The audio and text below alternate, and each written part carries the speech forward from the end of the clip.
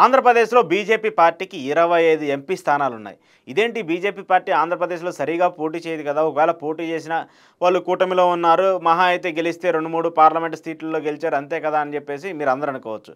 కానీ వాళ్ళు పోటీ చేసినా, పోటీ చేయకపోయినా కూడా ఆంధ్రప్రదేశ్ రాష్ట్రానికి సంబంధించి ఉన్నటువంటి 25 ఎంపీ సీట్లన్నీ కూడా బీజేపీవే. దానికి కారణం కూడా నేను చెప్తాను ఏంటి అనేది.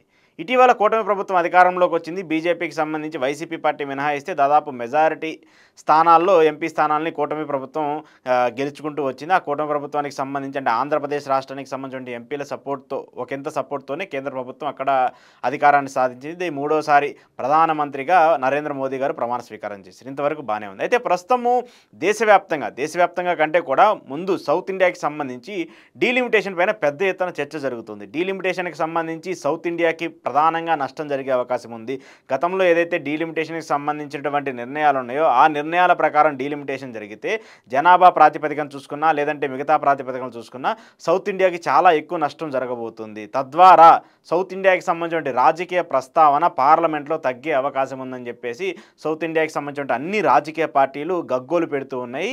ఆంధ్రప్రదేశ్ సంబంధించినటువంటి 3 రాజకీయ పార్టీలు మినహాయిస్తే ఆ 3 రాజకీయ పార్టీలు ఒకటి వైసీపీ, 2 తెలుగుదేశం, 3 జనసేన పార్టీ. ఈ 3 పార్టీలు కూడా ఇంకా బీజేపీతోనే ఉన్నాయి అనేటువంటి ఒక చర్చకు ఈరోజు నిజంగా అది దారితీస్తూ వచ్చింది. ఎందుకు ఈ చర్చకు దారితీస్తూ వస్తుందంటే ఆంధ్రప్రదేశ్కి సంబంధించి మినహాయిస్తే మిగతా అన్ని రాష్ట్రాలకు సంబంధించి పెద్ద ఎత్తున హిందీ భాషని రుద్దాలి అనేటువంటి ఒక చర్చ జరుగుతుంది. 3 ప్రధాన లాంగ్వేజ్లు 3 లాంగ్వేజ్ సిస్టమ్ని కేంద్ర ప్రభుత్వం సౌత్ ఇండియాలో కూడా ఇంప్లిమెంట్ చేయాలని చెప్పేసి ఒక చర్చ జరుగుతుంది. అయితే దీన్ని తీవ్రంగా వ్యతిరేకిస్తూ వస్తున్నారు తమిళనాడు సీఎం స్టాలిన్. దీనికి సంబంధించి అలాగే డీలిమిటేషన్కి సంబంధించిన అంశాలకు సంబంధించి కూడా ఒక రౌండ్ టేబుల్ సమావేశాన్ని నిర్వహిస్తూ వచ్చారు ఆయన ఈరోజు. ఈ రౌండ్ టేబుల్ సమావేశానికి అన్ని రాష్ట్రాలకు సంబంధించిన రాజకీయ పార్టీలకు చెందినటువంటి అధినేతలకు డైరెక్ట్గా ఆ పార్టీకి సంబంధించిన ఎంపీలు, మంత్రులు వెళ్ళి లేఖలు ఇచ్చి మీరు ఈ పార్టీలకు సంబంధించి ఈ రౌండ్ టేబుల్ సమావేశానికి హాజరు కండి. హాజరైన తర్వాత మన సౌత్ ఇండియాకి సంబంధించి జరుగుతున్నటువంటి నష్టాన్ని కావచ్చు, సౌత్ ఇండియాకి సంబంధించి జరుగుతున్నటువంటి అన్యాయానికి సంబంధించి మనందరం కలిసి ఒక నిర్ణయం తీసుకున్నాము.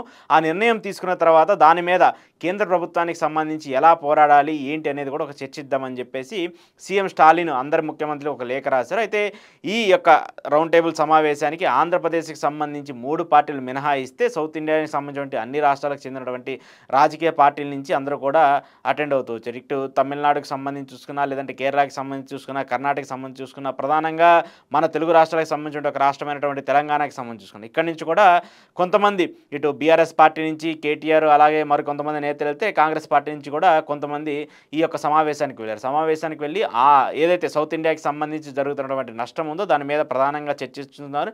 అలాగే డీలిమిటేషన్కి సంబంధించి జనాభా ప్రాతిపదికన ఒకవేళ చేస్తే డీలిమిటేషన్ వల్ల మనం నష్టపోతాము, మన రాజకీయ ప్రస్తావన తగ్గే అవకాశం ఉంటుంది కాబట్టి దాని మీద ఒక ప్రధానంగా చర్చ తీసుకోవాలని చెప్పేసి ఒక కీలకంగా ఒక సమావేశం అయితే నిర్వహించి దానికి సంబంధించి చర్చలు కూడా జరుపుతున్నారు. అయితే ఇక్కడ అనూహ్యంగా ఆంధ్రప్రదేశ్ చెందినటువంటి 3 రాజకీయ పార్టీలకి ఆహ్వానం అందినా కూడా ఈ 3 రాజకీయ పార్టీలు కూడా ఈ యొక్క సమావేశానికి గైర్హాజరయ్యారు. అంటే వాస్తవానికి చెప్పాలంటే జనసేన పార్టీ, టీడీపీ పార్టీ కూటమిలో ఉన్నాయి కాబట్టి వాళ్ళు ఎన్డీఏ కూటమిలో ఉన్నారు, బీజేపీకి సంబంధించిన కూటమిలో భాగస్వామిగా ఉన్నారు కాబట్టి వాళ్ళు వెళ్ళలేదంటే ఒక కారణంగా చెప్పుకోవచ్చు. కానీ ఇక్కడ అనూహ్యంగా ప్రతిపక్ష నేతగా ఉన్నటువంటి జగన్మోహన్ రెడ్డి కూడా ఈ సమావేశానికి గైర్హాజరయ్యారు.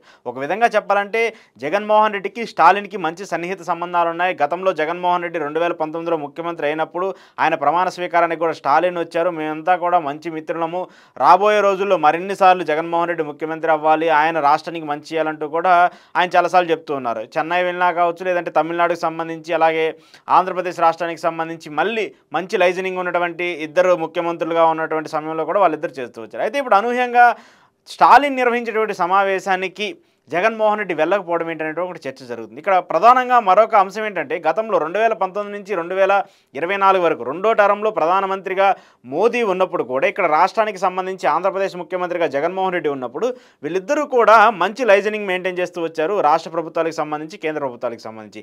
ఎన్డీఏ కూటమిలో జగన్మోహన్ రెడ్డి లేకపోయినప్పటికీ కూడా ఆయన బయట నుంచే ఏదైతే బీజేపీకి సంబంధించిన బిల్లులు కావచ్చు, రాజ్యసభకు సంబంధించి చూసినా లేదంటే పార్లమెంట్కి సంబంధించి చూసుకున్నా వైసీపీ ఎంపీలు అందరూ కూడా మద్దతు ఇస్తూ వస్తున్నారు. రాజ్యసభకు సంబంధించి బీజేపీకి బలం లేనప్పటికీ కూడా వైసీపీ ఇచ్చినటువంటి బలంతో, వైసీపీ ఇచ్చినటువంటి సపోర్ట్తో రాజ్యసభలో చాలా బిల్లులకు ఆమోదం జరుగుతూ వచ్చింది. రాజ్యసభకు సంబంధించి వైసీపీ ఎంపీలు అందరూ కూడా గుంపగుత్తుగా బీజేపీకి సపోర్ట్ చేస్తూ వచ్చారు. అయితే ఇప్పుడు అదే చర్చ, అదే ప్రక్రియ ఇప్పుడు కూడా జరుగుతుంది. ఈ యొక్క సమావేశానికి జగన్మోహన్ రెడ్డి వెళ్ళకపోవడంతో ఆయన ఇంకా బీజేపీ మనిషి అనేటువంటి ఒక చర్చ జరుగుతుంది. ఇంకా బీజేపీతోనే జగన్మోహన్ రెడ్డి ఉన్నాడనేది కూడా మనకు అర్థమవుతుంది. ఎందుకు అర్థమవుతుందంటే జగన్మోహన్ రెడ్డికి సంబంధించి ఆయన ఓడిపోయినప్పటికి కూడా ఎక్కడా కూడా బీజేపీ పార్టీ కావచ్చు, అంటే కేంద్రానికి సంబంధించి, రాష్ట్రానికి సంబంధించి మినహాయిస్తే కేంద్రానికి సంబంధించి ఎక్కడా కూడా బీజేపీ పెద్దలు జగన్మోహన్ రెడ్డి ఏమని అంటమో, లేదంటే జగన్మోహన్ రెడ్డికి వ్యతిరేకంగా నిర్ణయాలు తీసుకోవడమో, లేదంటే ఆయన మీద కేసులు పెట్టడమో ఇలాంటి ఎక్కడా కూడా జరగలేదు. వాస్తవానికి ఒక పార్టీ ఓడిపోయినప్పుడు కూటమిలో ఉన్నటువంటి పార్టీలు ప్రతిపక్ష పార్టీ మీద ఏదో ఒక విధంగా చర్యలు తీసుకోవాలని చెప్పేసి చూస్తూ ఉంటే వాళ్ళకి సంబంధించి గతంలో మా మీద ఇలాంటి నిర్ణయాలు తీసుకున్నారు, మమ్మల్ని అరెస్ట్ చేశారు, మమ్మల్ని కక్ష సాధింపు చర్యలు చేశారు, కాబట్టి మీరు కూడా ఏదో ఒకటి చేయండి, ఈడీనో సిబిఐనో ఏదో ఒకటి వేసి మళ్ళీ ఆ కేసులు రీఓపెన్ చేయండి అని ఒక ప్రెజర్ ఉంటుంది. కానీ ఎక్కడా కూడా కూటమికి సంబంధించిన పార్టీలు అలాంటి ప్రెజర్ పెట్టినా కూడా బీజేపీ అలాంటి స్టాండ్ తీసుకోవట్లేదు. ఎందుకు తీసుకోవట్లేదు? గతంలో 2019 నుంచి 2024 వరకు జగన్మోహన్ రెడ్డి ఎంత లాయల్గా, ఎంత నమ్మకంగా బీజేపీకి పనిచేశాడో మోదీకి తెలుసు, అమిత్ షాకి తెలుసు. సో అలాంటి నమ్మకమైన మిత్రుడిని కోల్పోకూడదని చెప్పేసి బీజేపీ అనుకుంటూ ఉంది. దాంతోపాటు జగన్మోహన్ రెడ్డి కూడా బీజేపీనే ఆల్టర్నేటివ్గా ఆయన భావిస్తూ ఉన్నారు. ఇండియా కూటమికి సంబంధించి ఎన్ని పార్టీలు ఉన్నా కాంగ్రెస్ పార్టీ దాన్ని లీడ్ చేస్తున్నా కూడా ఎక్కడా కూడా ఆయన కాంగ్రెస్ పార్టీ వైపు మొగ్గు చూపే పరిస్థితి ఇప్పుడు కనిపించట్లేదు. అలాంటి నేపథ్యంలో ఇక్కడ జగన్మోహన్ రెడ్డి బీజేపీని ఆల్టర్నేటివ్గా ఆయన భావిస్తూ ఉన్నారు. కాబట్టి అందుకోసమే ఈ డీలిమిటేషన్కి సంబంధించి బీజేపీ వ్యతిరేకంగా జరుగుతున్నటువంటి ఈ డీలిమిటేషన్కి సంబంధించిన కార్యక్రమానికి సంబంధించి రౌండ్ టేబుల్ కాన్ఫరెన్స్ అయితే ఉందో దానికి జగన్మోహన్ రెడ్డి వెళ్ళలేదు అనేటువంటి ఒక చర్చ కూడా జరుగుతుంది. అయితే దానికి భిన్నంగా జగన్మోహన్ రెడ్డి ఈరోజు ప్రధాని మోదీకి ఒక లేఖ రాస్తూ వచ్చారు. ఏం లేఖ రాస్తూ వచ్చారంటే, డీలిమిటేషన్ పైన మీరు జాగ్రత్తగా నిర్ణయం తీసుకోండి, సౌత్ ఇండియాకి నష్టం జరగకుండా, జనాభా ప్రాతిపదికన కాకుండా మీరు ఏదైతే నార్త్ ఇండియాకి సంబంధించి జనాభా ప్రాతిపదికన డీలిమిటేషన్ ఎలా అయితే చేస్తారో అలాంటి ప్రాతిపదికన కాకుండా ఇక్కడ ఉన్నటువంటి జనాభా ప్రాతిపదికన, ఇక్కడ ఉన్నటువంటి పరిస్థితుల ప్రాతిపదికన మీరు డీలిమిటేషన్ చేయండి. ఎక్కడా కూడా నియోజకవర్గాలు తగ్గే విధంగా కాకుండా అందరికీ సమన్యాయం చేసే విధంగా కూడా డీలిమిటేషన్ నిర్వహించాలని చెప్పేసి ఆయన ఈ లేఖలో ప్రధాని మోదీని రిక్వెస్ట్ చేస్తూ ఒక లేఖ అయితే రాస్తూ వచ్చి, అయితే ఇక్కడ ఏంటి, జగన్మోహన్ రెడ్డి కర్రా విరగకూడదు, పాము చావకూడదు అనే విధంగా ఒక స్టాండ్ అయితే తీసుకున్నారు. ఏదో ఒక లేఖ అయితే రాస్తూ వచ్చాము, ప్రజల మనోభావాలు దెబ్బతినకుండా, అలాగే పిలిచిన వాళ్ళు ఏదైతే స్టాలిన్ పిలిచినా, చాలిని రిక్వెస్ట్ చేసినా మిగతా పార్టీ వాళ్ళందరూ వెళ్తున్నారు కాబట్టి వాళ్ళని కూడా నొప్పించకుండా ఒక లేఖ రాస్తే ఒక స్టాండ్ తీసుకుంటే సరిపోతుందనేటువంటి ఒక అంశంలో మరి జగన్మోహన్ రెడ్డి గారు ఉన్నారో లేదో నాకు తెలియదు, కానీ ఆయన అయితే ఒక లేఖనైతే ప్రధాని మోదీకి పంపించారు. సో ఈ అంశాలన్నీ చూస్తూ ఉన్నప్పుడు మనకేమర్థమవుతుంది, ఆంధ్రప్రదేశ్ రాష్ట్రానికి సంబంధించినటువంటి 3 పార్టీలు కూడా బీజేపీవే. కూటమికి సంబంధించినటువంటి 3 పార్టీలే.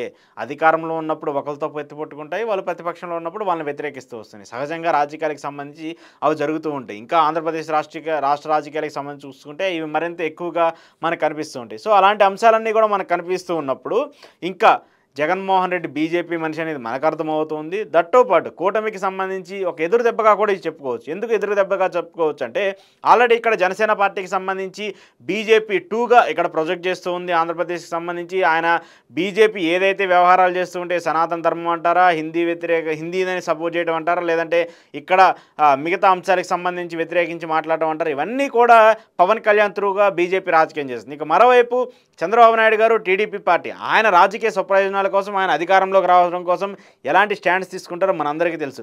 2014 చూసుకున్నా, అంతకుముందు ఆయన సీఎంగా పనిచేసినటువంటి 2 సార్లు చూసుకున్నా, ఆయన రాజకీయంలో గెలవడం కోసం, సీఎంగా అవ్వడం కోసం ఆయన ఎలాంటి నిర్ణయాలైనా తీసుకుంటారు. ఎంత వ్యతిరేకించినటువంటి పార్టీ అయినా, భావజాలాలను వ్యతిరేకించినటువంటి పార్టీ అయినా, కాంగ్రెస్కి వ్యతిరేకంగా పుట్టినటువంటి టీడీపీ పార్టీ అయినా సరే ఆయన కాంగ్రెస్ పార్టీతో పొత్తు పెట్టుకున్నారు ఇక్కడ తెలంగాణ రాజకీయాలకు సంబంధించి. సో ఆయన రాజకీయ స్వప్రయోజనాల కోసమే చంద్రబాబు నాయుడు గారు పనిచేస్తారనేది మరోసారి అర్థమైపోతుంది. ఇక జగన్మోహన్ రెడ్డి మాత్రం చాలా సేఫ్ గేమ్గా నేను ఎవరిని విభేదించట్లేదు, నేను అలా అని చెప్పేసి ఎవరిని ప్రేమించట్లేదు, నేను న్యూట్రల్గా ఉన్నాననేటువంటి ఒక స్టాండ్ని కూడా జగన్మోహన్ రెడ్డి తీసుకున్నారు. కాబట్టి ఈ 3 పార్టీలు కూడా బీజేపీ చేతిలో పార్టీలే.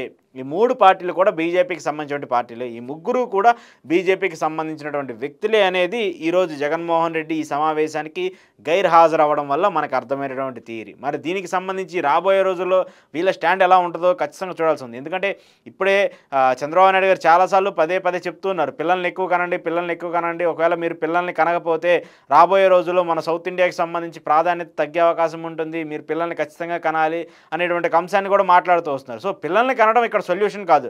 రాజకీయంగా మీరు ఎంతవరకు గట్టిగా నిలబడాలన్నది మీ సొల్యూషన్. అలా కాకుండా రాజకీయ ప్రయోజనాల కోసం మీరు ఏ పార్టీతో అయినా పొత్తు పెట్టుకోవచ్చు, ఏ పార్టీతో అయినా ఉండొచ్చు, ఏ పార్టీతో అయినా తిరగొచ్చు అంటే అది ఎంతవరకు సమంజసమో ఆ రాజకీయ పార్టీలకి అర్థం అవ్వాలి. సో ఈ అంశాలన్నీ చూసినప్పుడు కూడా బీజేపీ పార్టీ ఏపీలో చాలా బలంగా ఉంది. వాళ్ళు బలంగా లేకపోయినా మిగతా 3 పార్టీలు ఏవైతే ఉన్నాయో అవి బలంగా ఉన్నాయి కాబట్టి బీజేపీ సేఫ్ హ్యాండ్గా ఉంటుంది. సో ఎప్పుడూ కూడా బీజేపీ పార్టీకి ఆంధ్రప్రదేశ్ సంబంధించిన 25 ఎంపీ సీట్లు ఎప్పుడు కూడా వాళ్ళ పాకెట్లో ఉంటాయి. అంటే ఇక్కడ జనసేన గెలిచినా, టీడీపీ గెలిచినా, వైసీపీ గెలిచినా ఆ 25 ఎంపీ స్థానాలు బీజేపీ అని చాలా కాన్ఫిడెంట్గా, చాలా నమ్మకంగా కాలు మీద కాలేసుకొని మోదీ, అమిత్ షా కూర్చొని ఉన్నారు.